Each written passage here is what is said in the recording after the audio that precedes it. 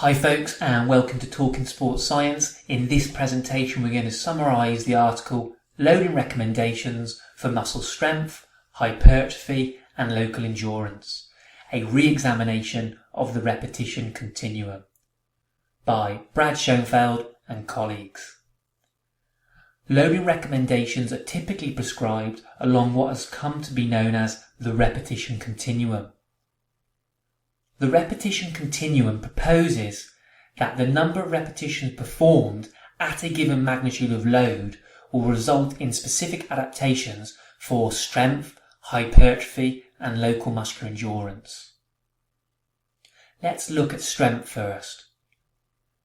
Strength, which is broadly defined as the ability to produce maximum force against an external resistance, is thought to be optimized when training with a low repetition scheme, e.g. 1 to 5 reps per set, with heavy loads, e.g. using loads of between 80% to 100% of your 1RM.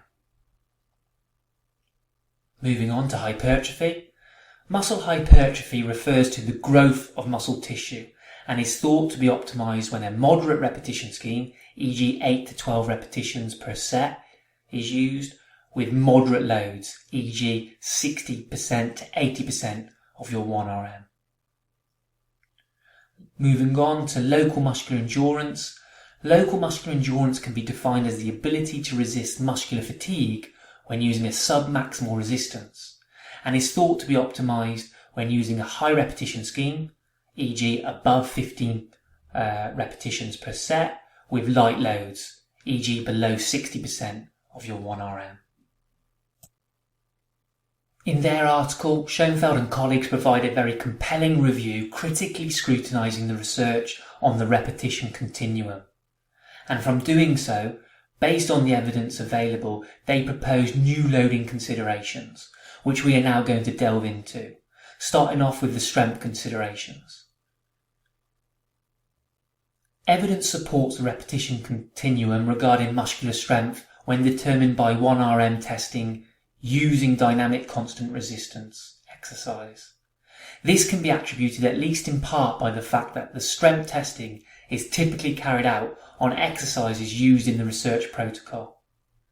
It makes sense that you will see improved strength from the exercise being trained, as a better transfer of training will be achieved, which is consistent with the principle of specificity. However, when strength testing is carried out on an unfamiliar exercise that you are not accustomed to in your training, there are minimal differences in strength across loading zones.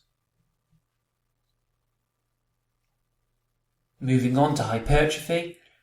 Similar whole muscle growth can be achieved across a wide spectrum of loading ranges, approximately 30% and above 1 repetition max, independent of age and training status. Therefore, there is no ideal hypertrophy zone. From a practical standpoint, however, a case can be made that using moderate loads provides the most efficient means to achieve muscular development, given that light load training involves performing many repetitions compared to the use of heavier loads, which in turn increases the time spent training. Furthermore, the use of light loads tends to cause discomfort, which in turn can negatively impact adherence. Alternatively, evidence also suggests that heavy load training requires more sets to achieve comparable hypertrophy to moderate loads. Not only is this inefficient from a time standpoint, but the combination of heavy loads with high training volumes heightens joint-related stresses and increases the potential for overtraining. Therefore, to maximise hypertrophy, combining loading ranges as part of a structured resistance training program is recommended. Moving on to local muscular endurance. Evidence for a load-specific effect on local muscular endurance remains unclear. Reported benefits for light loads appears more specific to the lower body musculature. And that concludes reviewing the fascinating work by Schoenfeld and colleagues. It is worth pointing out that the authors acknowledge the distinct lack of resistance training studies involving women, and as such there may be sex-specific differences in adaptations across the repetition continuum. Therefore, more training studies involving women is needed to determine this. Thanks for listening, folks. This presentation was brought to you by Talking Sports Science. See you next time.